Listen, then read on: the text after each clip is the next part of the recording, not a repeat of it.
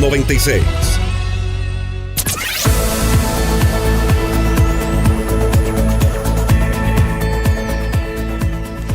¿Qué tal, amigos? Son las 7 horas con 39 minutos, 7 horas con 39 minutos en este martes 10 de junio. Estamos aquí súper conectados en la 96.9 FM en este su espacio, Voces y Opiniones. También estamos transmitiendo a través de Facebook y YouTube en @la96.9. Yo aquí en cabina estoy como que si estuviera en la sierra, porque bueno, hay que protegerse del resfrío, hay que protegerse también de este cambio de clima. He visto ya muchos soldados caer a propósito de estos cambios de temperatura que están surgiendo también en la zona costera, así que si usted también lo quiere evitar, pues la recomendación: tome harta vitamina C y también salga bien abrigado, porque los días, al menos en Guayaquil, también se sienten bastante fríos. 7 horas con 40 minutos, 7 horas con 40 minutos, y tenemos una actualización respecto a lo que ocurrió en Nueva Prosperina. Un día después de que una pareja fuese asesinada en las puertas de una escuela, este martes 10 de junio del 2025 se vivieron nuevas escenas de terror en el norte de Guayaquil, específicamente en la zona industrial de Peca, ¿no? Aquí varias personas fueron atacados a tiros y en mucho lote 1 sicarios acabaron con la vida de otro hombre. Según las primeras informaciones, el último ataque se registró en las inmediaciones del Parque Industrial California Peca, en la vía a Daule. Los primeros reportes indican que al menos 5 personas fallecieron. La policía todavía no se ha pronunciado.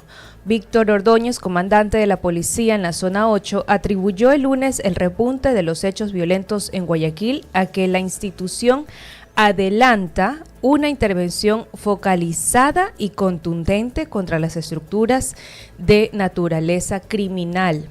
Entre domingo y lunes fueron baleadas 6 personas solamente en el norte de Guayaquil. Estas fueron algunas de las declaraciones que dio el comandante de la policía al ocurrirse el último hecho en el sector de Peca. No vamos a desconocer el incremento de 685 muertes violentas comparadas con el año anterior, pero estamos trabajando en que este plan estratégico nos permita desacelerar las muertes violentas, es decir, tener un promedio de 5 muertes violentas frente al promedio de 12 que teníamos en los meses anteriores, dijo el comandante de la policía en la zona 8, Víctor Ordóñez. Esta es una de las últimas actualizaciones que les tenemos aquí en la 96.9 FM. Sin embargo, también queremos comentarles otra noticia que nos trae el día de hoy Diario Expreso, y es que los secuestros en Guayaquil dejan de elegir las víctimas y se generalizan por la ciudad. Tanto Guayaquil, Durán y San Borondón enfrentan un recrudecimiento de la violencia. Así lo reconoció el comandante de la zona 8 de la Policía Nacional, el coronel Víctor Hugo Ordóñez, quien ayer admitió en una entrevista televisiva que los delitos de secuestro y extorsión se han vuelto las principales amenazas en esta zona. Además, reveló que el número de muertes violentas ha aumentado en 685 casos con respecto al año anterior. Hasta el 1 de junio, la zona 8, que comprende Guayaquil, Durán y San Borondón, registró 1.560 muertes violentas y 1.222 en Guayaquil, 320 en Durán y 18 en San Borondón. Ante este panorama, el comandante aseguró que se ejecuta un plan de intervención focalizada en los sectores más conflictivos. ¿Qué incluye el plan? Pues controles interinstitucionales, operativos policiales en ejes viales y la participación del bloque de seguridad. Se priorizan 9 distritos, los cuales son 9 de octubre, Durán, Esteros, Florida, Modelo, Pascuales, Portete, Sur y Nueva Prosperina. En este último, la semana pasada, fueron hallados varios cuerpos enterrados en una cisterna.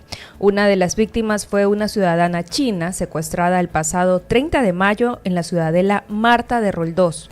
Su cuerpo fue hallado junto al de otros 3 ciudadanos en una cisterna ubicada en Nueva Prosperina.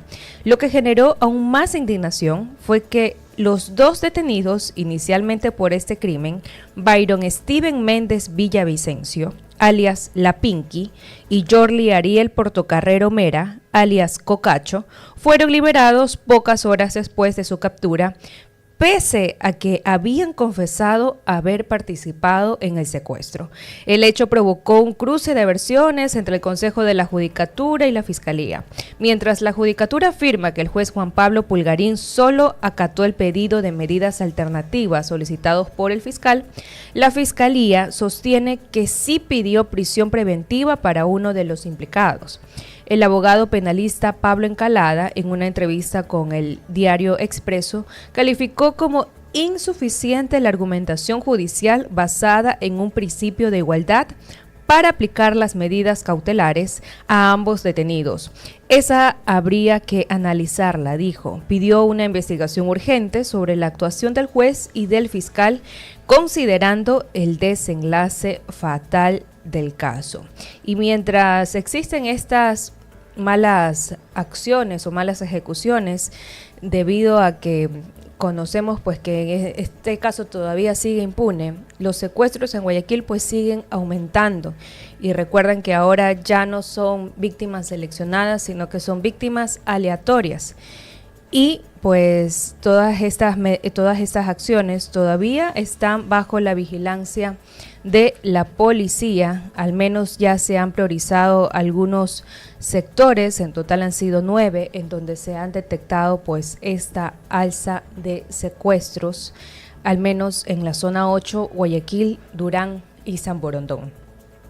Son las 7:46 minutos, y estamos en Voces y Opiniones contando las novedades del acontecer nacional.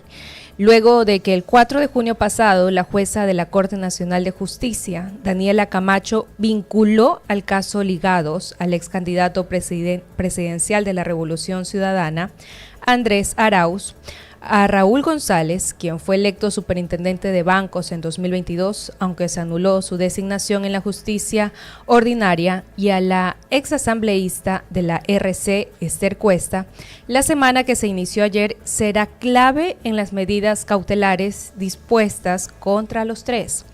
Camacho dispuso que González, Arauz y Cuesta cumplan la medida de presentación periódica. El primero debe hacerlo ante la presidencia de la Corte de Justicia del Guayas cada 15 días desde el 9 de junio. Mientras que Arauz y Cuesta, toda vez que justificaron residir fuera del país, la presentación periódica debe ser cumplida desde el viernes 13 de junio próximo en la Secretaría de la Sala Penal de la Corte Nacional de Justicia, y la seguirán realizando los días viernes de la segunda semana de los siguientes meses, es decir, una presentación mensual. En tanto, en una rueda de prensa de la Confederación de Nacionalidades Indígenas de Ecuador, CONAIE, el dirigente y ex candidato presidencial Leonidas Issa criticó la votación de los legisladores de Pachacutic que apoyaron al bloque oficialista para aprobar la Ley de Solidaridad Nacional. Issa, que con esta ley se perseguiría a los pueblos en resistencia, según indicó, pues ahora van a construir falsos positivos a los dirigentes que están firmes, indicando que están relacionados con los grupos de delincuencia organizada, añadió Issa. Además, las ciudades ucranianas de Kiev y Odessa enfrentaron ataques masivos con drones rusos que dejaron un muerto en el puerto sureño, informaron las autoridades locales. Permanezcan en los refugios. Continúa el ataque masivo contra la capital, advirtió en Telegram el alcalde de Kiev, Vitaly Klitschko, en un mensaje a la población. Son las 7:48 minutos, 7:48 minutos, y a propósito de la ley de solidaridad, en la cual estaba criticando el dirigente ISA respecto a la votación que hizo a favor el bloque de Pachacutic, esta ley consagra el conflicto armado interno. Lo aprobado inaugura el régimen jurídico especial. ADN tuvo que modular temas como los allanamientos y la Corte Constitucional podría pronunciarse. Así es, allanamientos sin orden judicial, indultos diferidos para policías y militares, así como nuevos umbrales para diferenciar a los consumidores de drogas, son parte de la Ley de Solidaridad Nacional que fue enviada como económica urgente, pero reglamentada en una forma penal sin precedentes. El gobierno de Daniel Noboa logró su primera victoria política en el actual periodo. Con 84 votos gestionados por su bancada en la Asamblea, la Ley de Solidaridad Nacional está a un paso de entrar en vigencia. Solo resta que Noboa la envíe al registro oficial. Para el Ejecutivo, según la vocera gubernamental Carolina Jaramillo, la ley es una herramienta fundamental en la lucha contra los grupos de delincuencia organizada. Así lo afirmó ayer sin profundizar en los alcances de una normativa que en la práctica otorga más poder al Ejecutivo y al sistema judicial en medio de la crisis de inseguridad por el crimen organizado. Sin embargo, la iniciativa tiene un punto sensible: el régimen jurídico especial, como se le denomina en la ley. Este tiene como piedra angular el conflicto armado interno y se otorga al presidente de la República la facultad de reconocer vía decreto la existencia de un conflicto armado interno, lo cual activa todo el marco penal contemplado. De esta manera, el Ejecutivo sorteará la postura de la Corte Constitucional, que ha evitado reconocer ese estatus al considerar que no se ha configurado la causal argumentada en las declaratorias de estado de excepción del gobierno. La Corte Constitucional podría pronunciarse sobre este tema en caso de que se interponga una acción jurídica al respecto, según explica Jimena Ron, experta en derecho constitucional. Ella también considera que el conflicto armado interno podría someterse a revisión, aunque no cree que la coyuntura permita una suspensión de esa figura ni de la totalidad de la ley. El régimen jurídico especial delinea nuevos delitos, penas, procesos de juzgamiento. Por ejemplo, para los allanamientos ya no se requiere orden judicial, pero sí informe de fuerzas del orden. En el caso de los indultos diferidos, policías y militares podrán ser indultados antes de la sentencia. En cuanto al conflicto armado interno, para declaratoria se tomará en cuenta organización de grupos armados e intensidad de la violencia. En cuanto a los umbrales de consumo de drogas, el Ministerio de Salud, Fiscalía y Judicatura van a definir los parámetros. La pertenencia a grupos del crimen organizado, pues esto será penado el pertenecer de manera directa a un GDO. Además, en lo económico, ¿qué es lo que trae esta ley? Empresas privadas podrán reducir pago de impuesto a la renta por donaciones a las Fuerzas Armadas y también a la policía. En el caso de los gobiernos autónomos descentralizados, también podrán destinar parte de su presupuesto para entregar elementos logísticos a fuerzas del orden. También se posibilita que clubes deportivos se conviertan en sociedades anónimas, en síntesis en lo que podemos encontrar en la parte económica de la nueva Ley de Solidaridad. Son las 7:53 minutos, 7:53 minutos, y también queremos abordar un tema sensible que hace unos días estuvo dando de qué hablar y tiene que ver con la empresa Palantir. Esta empresa, que fue contratada por Ecuador para gestión de aduanas, ha sido una de las favoritas de Trump. Killer App aplicación de la muerte. Así calificó el periodista y escritor Mark Bowden a Palantir en su libro The Finish, en el que relató la operación que terminó en la muerte de Osama Bin Laden, el antiguo líder de Al Qaeda en 2011. Aunque no hay confirmación oficial, al software de la empresa estadounidense se le atribuye la locación del terrorista. 14 años después de ese operativo, Palantir Technologies Inc.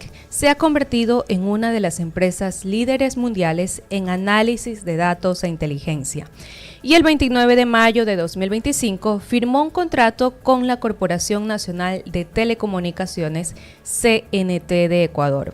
Así es, la compañía dotará a Ecuador de un software denominado Palantir Foundry, que se dedica a integrar, gestionar y analizar grandes volúmenes de datos para tomar decisiones y generar acciones en un campo específico. También este contrato pues ya se firmó, según Sandro Castillo, director del SENAE. El software ya está funcionando, sin embargo todavía no se conocen los detalles. Por el momento solo se sabe que la aduana pagó un poco más de $6 millones a CNT, pero no es público el monto que desembolsó la Corporación de Telecomunicaciones a Palantir. Tampoco se conocen los plazos, el objeto del contrato, la figura legal utilizada, ni los términos y condiciones. En este caso, el nombre de la empresa, Palantir, es una referencia a El Señor de los Anillos, afamada trilogía de fantasía épica escrita por John Ronald Reuel Tolkien. Son 8 piedras de cristal que permiten a sus portadores ver lugares remotos, obtener información a gran distancia e influir en los hechos. La compañía fue creada en 2003 tras los ataques terroristas del 11 de septiembre de 2001 en Estados Unidos, y su software permitió aglutinar datos e inteligencia para identificar y desarticular planes terroristas. Ahora, para conocer más acerca de este software, cuáles son sus bondades y también qué es lo que trae también para un estado, tenemos conectada a Karina Astudillo. Ella es una experta en ciberseguridad. Bienvenida a su espacio, Voces y Opiniones. ¿Qué tal, Karina? ¿Nos puede confirmar si nos escucha? Ella está conectada a través de un enlace de Zoom. Ahí la vemos ahora en pantalla. ¿Qué tal, Karina? ¿Cómo está? Buenos días. Muchas gracias por la invitación. Gracias a usted por estar aquí en su espacio Voces y Opiniones. Karina, nosotros ya estábamos haciendo un breve repaso acerca de esta compañía, a la cual en algún momento se le atribuyó la localización de Bin Laden y todo lo que tuvo que ver luego con su captura. Pero, ¿qué desde su punto de vista y desde su conocimiento, pues, qué es Palantir y de qué manera puede ayudar a la seguridad de un estado? Bueno, Palantir desde el punto de vista técnico, pues es una empresa que hace análisis de datos, ¿no? O sea, que trabaja con Big Data. Y bueno, si lo vemos desde el punto de vista tecnológico, simplemente, pues yo no lo clasificaría ni como la salvación, ni como un villano distópico, sino como una empresa de software especializada justamente en el modelado, en análisis de datos complejos, a gran escala, eso sí. Y pues el valor que le entrega a sus clientes estaba en la capacidad de poder convertir esos datos, que pueden ser muy caóticos, ¿no? Y darles orden y permitir a través de esos datos, pues, realizar acciones, es decir, tomar decisiones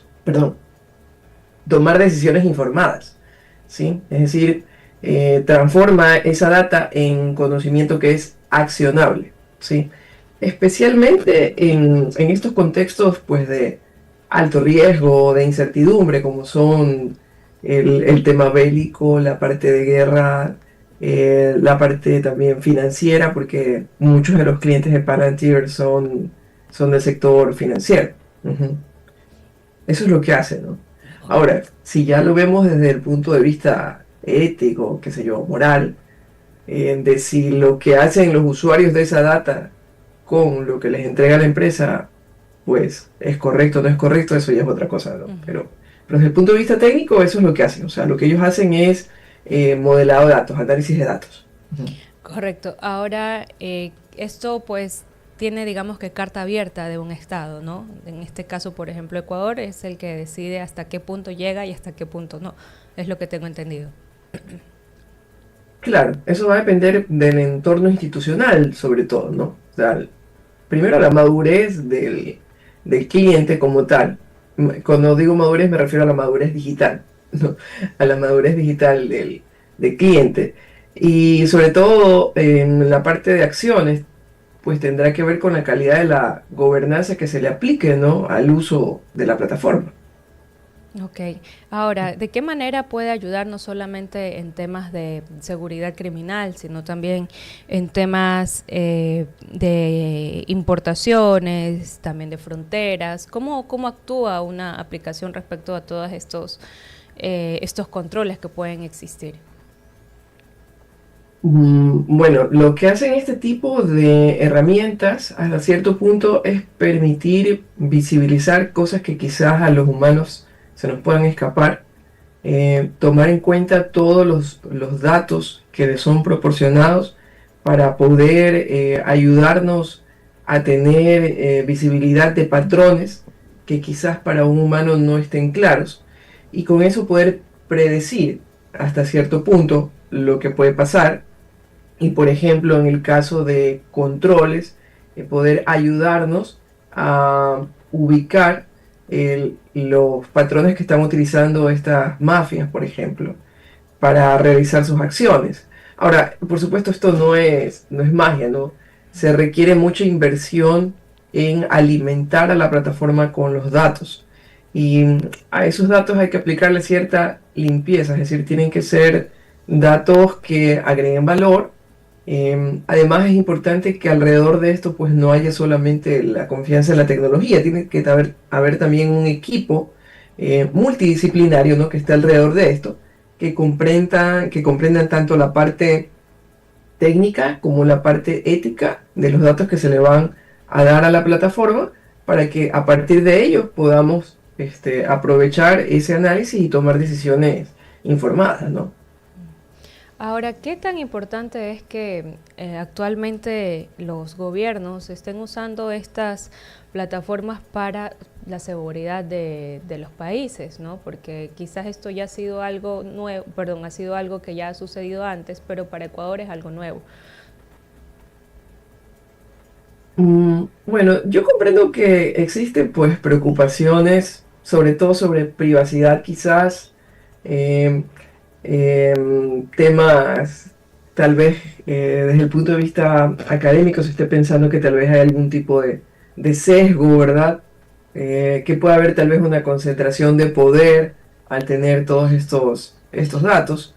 Pero yo creo que más que demonizar a Palantir por lo que ha sucedido tal vez en otros países y el hecho de que se use la plataforma para tomar decisiones como lanzar un dron y eliminar a una persona que es un objetivo en una guerra, este, yo creo que más que nada hay que tratar de exigir tal vez un marco de rendición de cuentas, tal vez algo relacionado con transparencia, como lo llaman acá localmente, ¿verdad? Sobre la información que se le va a alimentar, que se le va a dar a los sistemas de Palantir, sobre todo porque esto va a ser utilizado por el Estado, ¿no? Por el sector público, y pues garantizar que se le está dando el uso correcto. Pero yo sí creo que va a ser muy útil en la lucha contra las mafias. O sea, yo creo que los datos que va a permitir analizar y que va a permitir que se tomen decisiones mucho más acertadas. Creo que sí va a agregar valor. ¿Y cuánto tiempo cree que podría tomar conocer los resultados que puedan tener, pues justamente esta fortaleza de tener una plataforma tan fuerte como Palantir aquí en Ecuador, justamente en base a experiencia con otros estados? Bueno, ahí sí en realidad depende un poco de cada país, ¿no? Porque la herramienta es tan buena como los datos con los que las alimentes, ¿no? Entonces, va a depender mucho del cronograma que se haya planteado el gobierno para alimentar los datos de dónde van a sacar esos datos, de qué sistema, si van a interconectar la herramienta tal vez directamente con sistemas de información pública, o si van a crear una base de datos privada que va a estar separada y que va a ser utilizada solamente con este propósito, y si es a esta base de datos a la que van a alimentar, para que a partir de ahí se pueda hacer el análisis, ¿no? Entonces, en realidad el tiempo ahí puede variar mucho. Puede ser que tome meses ¿Y, hasta que veamos resultados. y qué tan segura es esta plataforma? Es decir, teniendo información tan sensible, es muy probable de que puedan haber hackeos al sistema y que justamente quienes están siendo perseguidos, por ejemplo, los GDO, puedan acceder a todos estos datos importantes. Bueno, como le digo, eso depende mucho de la implementación cada país. La empresa como tal tiene mucha experiencia porque ellos pues han servido al gobierno americano, por ejemplo, en temas de guerra, en temas de defensa.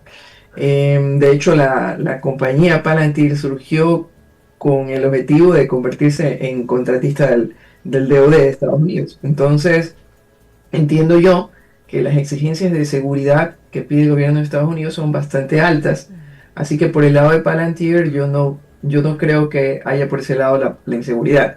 Más bien dependería un poco de cómo es que van a implementar el sistema, o sea, cuál va a ser la implementación que van a hacer. Si va a ser algún tipo de implementación en nube, si va a ser una implementación local, si la implementación es local, cuáles controles son los que van a tomar en cuenta el gobierno para hacer uso de esta tecnología. Este, yo desconozco si ellos lo que hacen es proveer tal vez alguna plataforma y hacer algún tipo de conexión con los datos. Esa parte de cómo implementan ellos la tecnología no la tengo clara, así que no podría hablar al respecto. Pero entiendo que por el nivel de experiencia que tienen ellos, pues deberían darle todas las recomendaciones de ciberseguridad al gobierno para poder hacer esto de manera segura.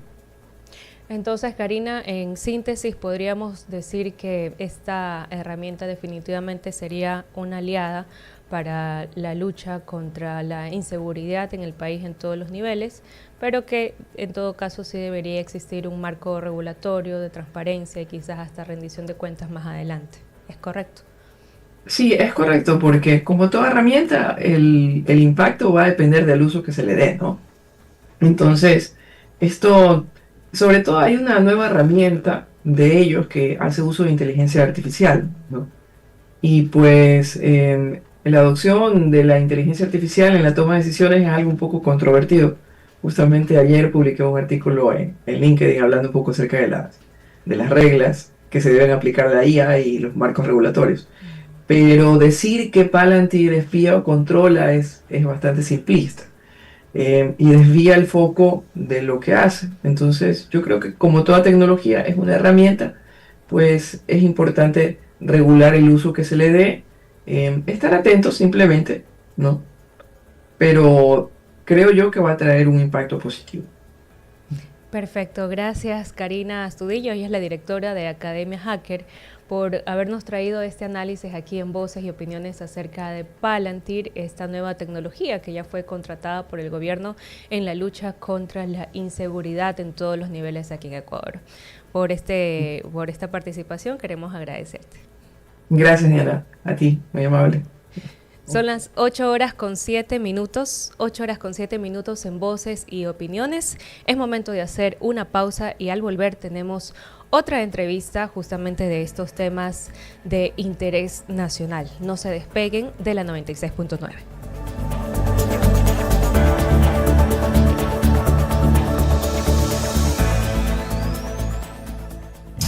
Ahora, en la 96.9 te damos buenas recomendaciones. Ya regresamos con más. Después de un accidente de tránsito, cada minuto es crucial para las víctimas. Por eso, usa tu celular para solicitar ayuda. Siempre cede el paso a los bomberos. Si existe una herida externa, ejerce presión para evitar la hemorragia. En caso de lesiones graves, espera la asistencia de paramédicos o personal de rescate. Cuida tu vida, conduce con precaución y actúa a tiempo. La prevención es la clave. Este es un mensaje del Benemérito Cuerpo de Bomberos de Guayaquil. La información clara, veraz y oportuna es la base de una sociedad bien informada. Noticias 96. Alex Vargas. Las noticias que impactan en la comunidad, el país y el mundo. Análisis, actualidad y las voces que marcan la diferencia. Sofía Almeida. La información nacional e internacional que marca el rumbo del día. Te acompañamos con noticias, entrevistas y análisis de los temas relevantes del momento. Noticias 96. Coordinación y dirección general, Winston Taylor. De lunes a viernes, desde las 6 de la mañana. Por la 96.9. En información. La radio que te mueve. Lo que necesitaban tus tardes lo vas a tener con Jonathan y Carito. Entretenimiento y diversión solo en Conexión 96.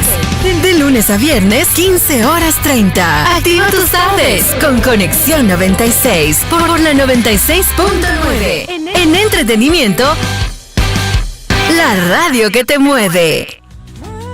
Cambiamos la energía en tu carro y en tu hogar, con la fuerza que te impulsa, nada te puede parar. Cambiamos la energía, siente el poder vibrar. Baterías Ecuador. Cambiamos de energía para cambiar vida. Que nada detenga tu camino. Baterías Ecuador. Adquiéralo en su distribuidor de confianza a nivel nacional. Cambiemos de energía. Leyendas Salseras. El festival de la salsa más grande del Ecuador. Oscar de León. La India. Nino Segarra. Roberto Blades. Juntos por primera vez. Guayaquil, La Aurora, Explanada El Dorado. 21 de junio desde las 18 horas. Entradas a la venta en Flash de Ticket Mall del Sol, El Refugio, La Sexta y Colón. O en línea www.flashdeticket.com. Marcelo Tatú Estudio, diagonal a Mall del Sur. El Manaba Express en Mucholote. Empanada de Paco en 9 de octubre y García Vilés.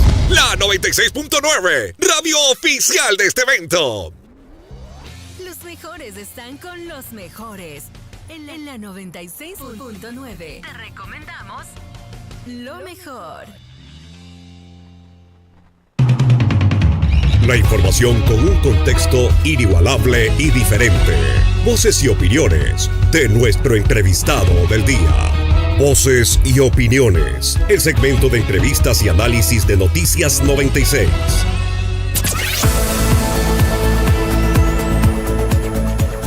Son las 8:11, 8:11. Gracias amigos por su sintonía en la 96.9 FM.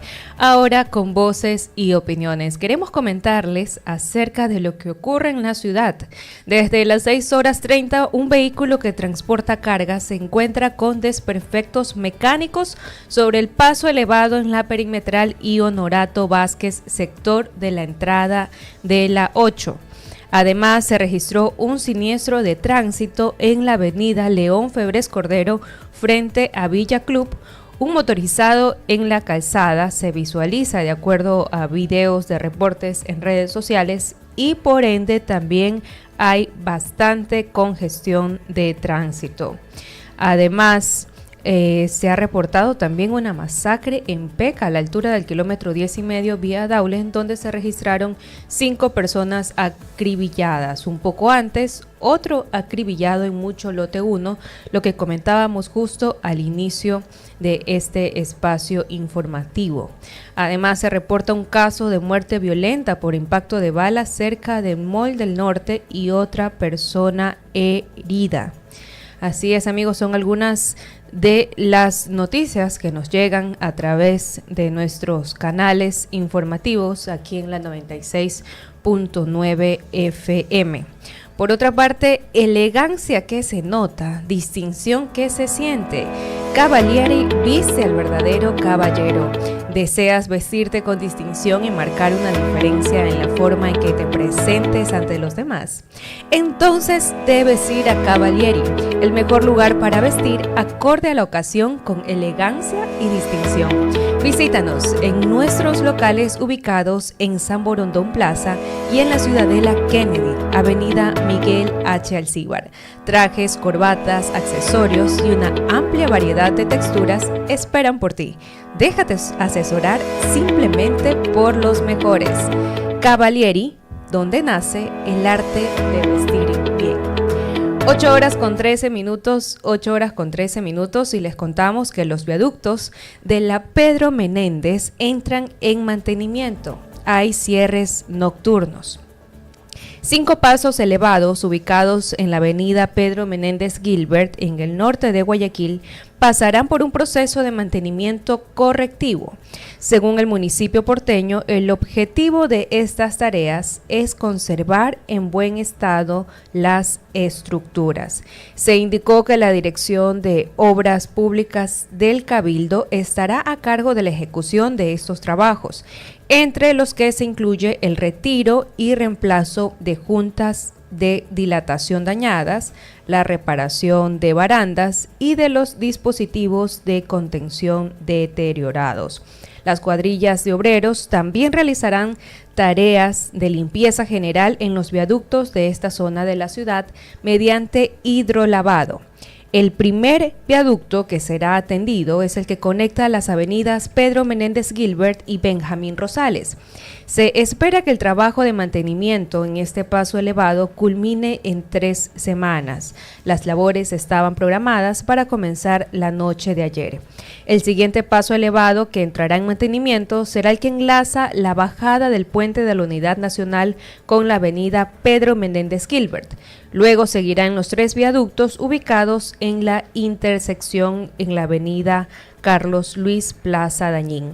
Estos trabajos a los pasos elevados se ejecutarán a diario entre las 23 horas y las 5 horas de la mañana. El mantenimiento de los 5 viaductos se extenderá por un periodo de 6 meses, según indicó el municipio de Guayaquil. Así que ya lo sabe, si usted tiene que pasar por estas vías en ese horario, pues por favor tome rutas alternas. Serán durante 6 meses los trabajos de mantenimiento entre las 23 horas y las 5 de la mañana del día siguiente. 8 horas con 16 minutos. 8 con 16 minutos y en Voces Opiniones tenemos a una nueva invitada. Se trata de la abogada Sofía Morocho España. Ella es experta en administración pública y nos viene a analizar la ley de contratación pública, esta ley que también está siendo debatida en la Asamblea Nacional. Bienvenida, abogada, a este su espacio, Voces y Opiniones. ¿Cómo está? Buenos días, muchas gracias por la invitación. Abogada, a propósito de la ley de contratación pública, para nuestros amigos oyentes que nos están escuchando mientras están de camino al trabajo, haciendo sus diligencias, ¿podríamos comentarles justamente a ellos cuáles son estos cambios que se proponen y por qué es necesario hacer esta reforma? Bueno, empezando, ¿cuál es la necesidad de realizar esta reforma? La ley de contratación pública y su reforma más sustancial, que fue realizada en el año 2008, desde cuando data el uso del portal de compras públicas, que hasta la actualidad se está utilizando, y en el transcurso del tiempo se han hecho varias reformas, pero no un cambio total a la ley, lo que ha permitido el incremento de números de procesos de contratación.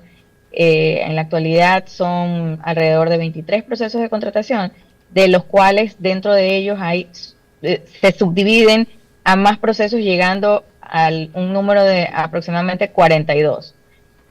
En esta ley lo más sustancial, la reforma sustancial, es que se está realizando la sintetización de un número de procesos determinado.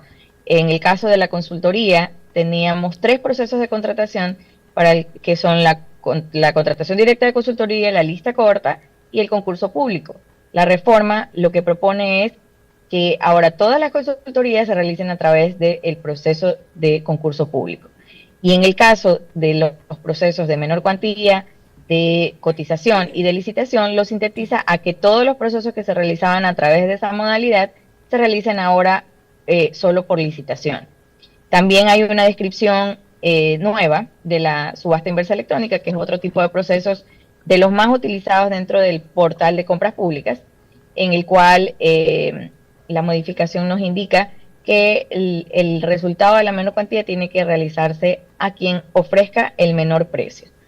En el caso también del catálogo electrónico, a pesar de que no modifica la condición del proceso como tal, lo que sí da la oportunidad es a que tanto las entidades requirentes como los usuarios finales puedan evaluar los servicios o productos que reciben a través de este proceso, que es una compra directa, que antes de que los proveedores pasen a formar parte del catálogo electrónico han sido previamente evaluados de acuerdo a los procedimientos que están establecidos en la ley y en el reglamento, para que los que estuvieran ofreciendo sus servicios o sus bienes sean proveedores que presenten un precio acorde al mercado y que tengan la calificación que todos los proveedores pudieran tener.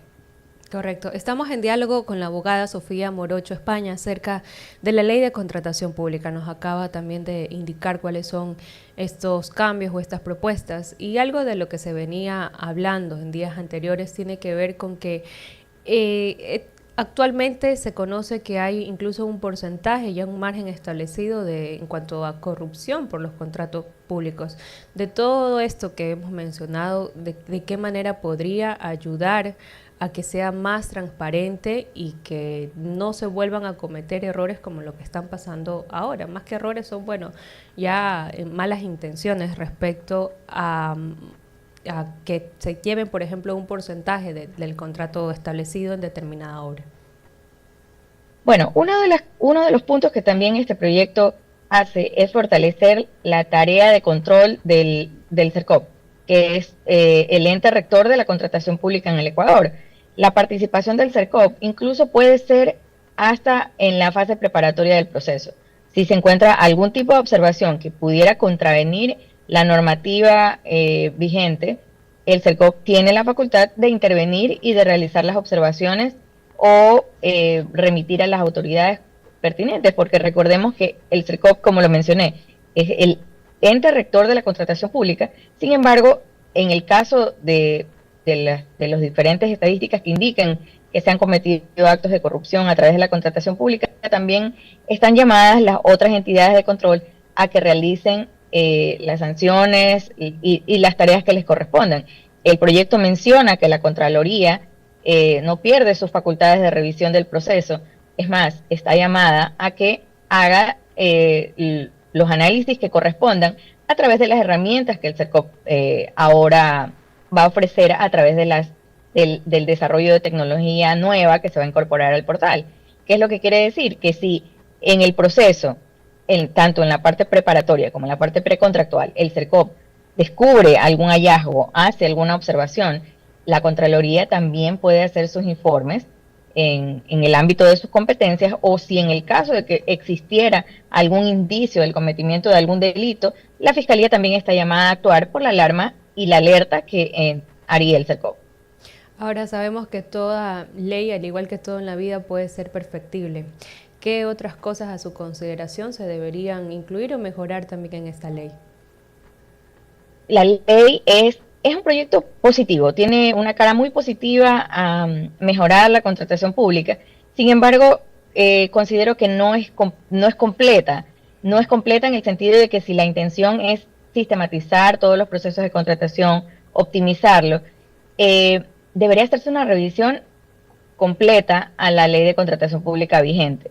Como lo mencionaba, aquí en este proyecto se están revisando procesos como la subasta, las consultorías, las licitaciones, el catálogo electrónico, pero existen un sinnúmero de procesos adicionales en la ley de contratación pública que también deben ser revisados.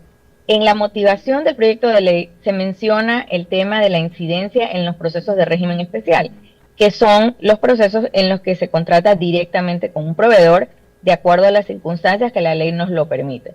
Entonces, si hay una incidencia alta de que el 30% de los procesos que se realizan a través del portal de compras públicas, el mismo proyecto indica que es una alarma, lo que debería hacerse es revisar, y que también el proyecto de ley incorporar una normativa que amplíe los requisitos para el proceso de régimen especial, que la herramienta que se va a desarrollar, el fortalecimiento de la herramienta, que va a incluir, esperamos todos, inteligencia artificial, que sean parámetros ya definidos, pudiera también hacer un filtro respecto de las necesidades que son publicadas por régimen especial, que el CERCOP pudiera dar un visto bueno a que en el caso de un proceso en el que se quiere contratar con un proveedor único, si bien es cierto, son las entidades contratantes las que motivan esa necesidad y hacen la primera investigación, la herramienta del CERCOP también debería dar la opción a que haga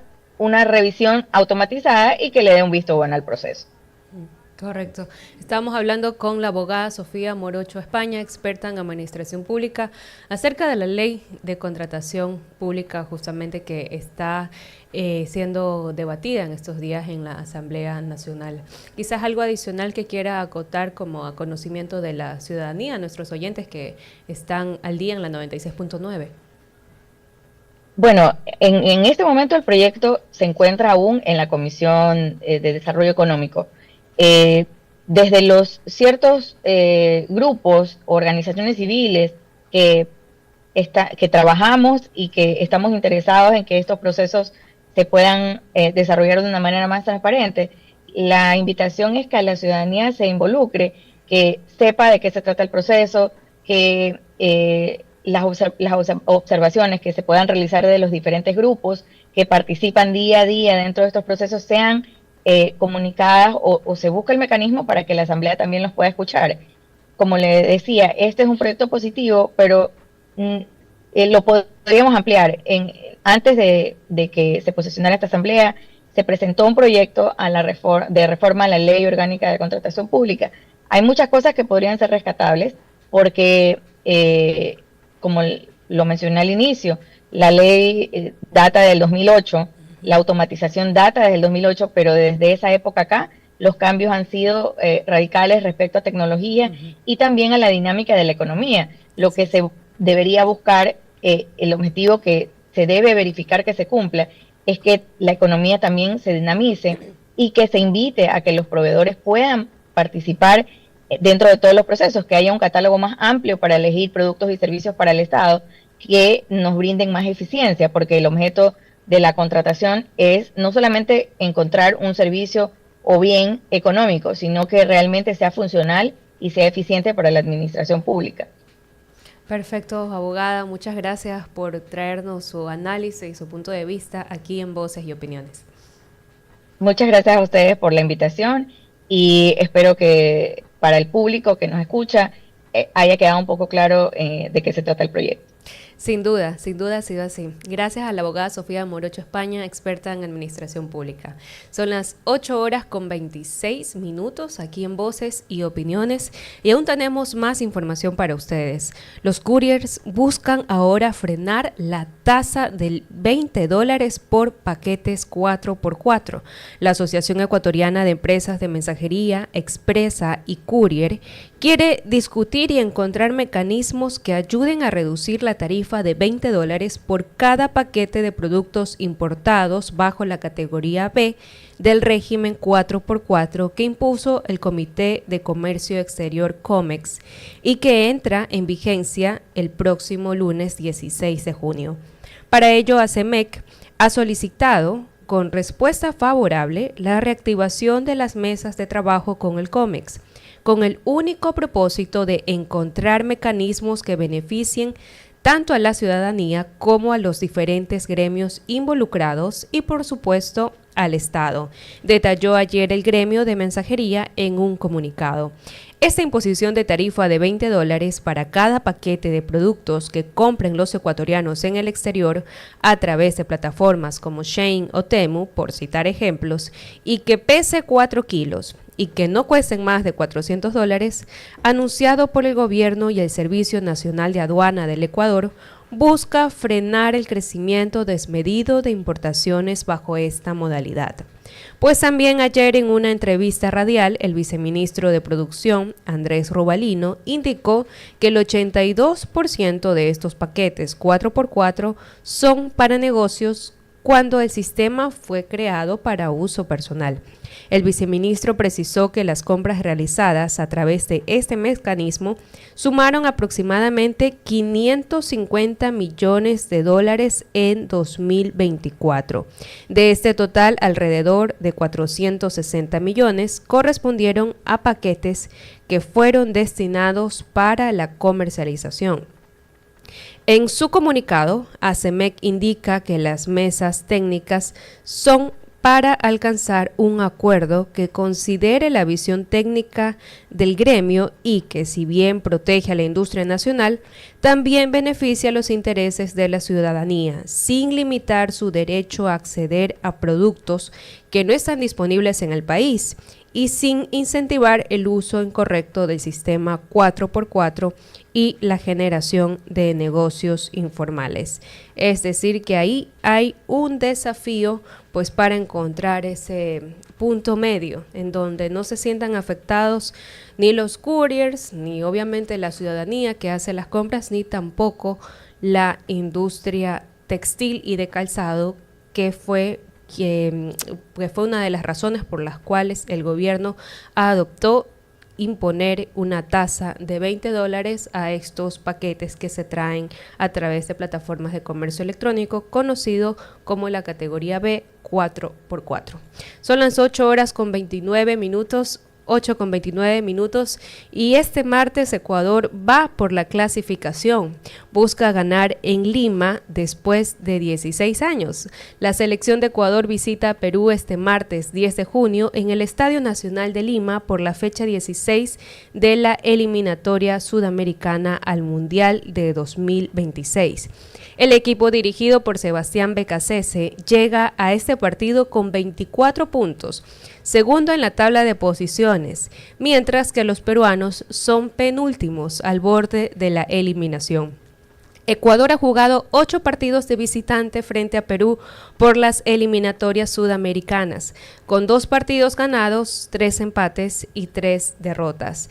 El primer partido de la Tri en Lima por el torneo clasificatorio se jugó el 12 de marzo de 1977 y terminó con una goleada 4-0 para los locales, mientras que la primera victoria de Ecuador en el Estadio Nacional llegó el 2 de junio de 2001. Con goles de Edison Méndez y Agustín Delgado, con un marcador de 1-2. Ese día el equipo que dirigía Hernán Darío Gómez quedó a un paso de sellar la histórica primera clasificación a una Copa del Mundo. En ese partido, Alex Aguinaga terminó como director técnico, ya que el bolillo sufrió una descompensación y fue a parar al hospital. Y de esta manera, recordando un poco lo que han sido los enfrentamientos en la cancha entre Ecuador y Perú, pues auguramos un buen partido. Obviamente queremos ver a nuestra Tri ganar y estar ya cerca de esa clasificación. Gracias, amigos, por estar en sintonía de la 96.9 FM en este su espacio Voces y Opiniones. El día de mañana, por supuesto, regresamos con más análisis, entrevistas aquí en este su espacio de la 96.9 FM. Recuerden que este es su punto de encuentro con la verdad.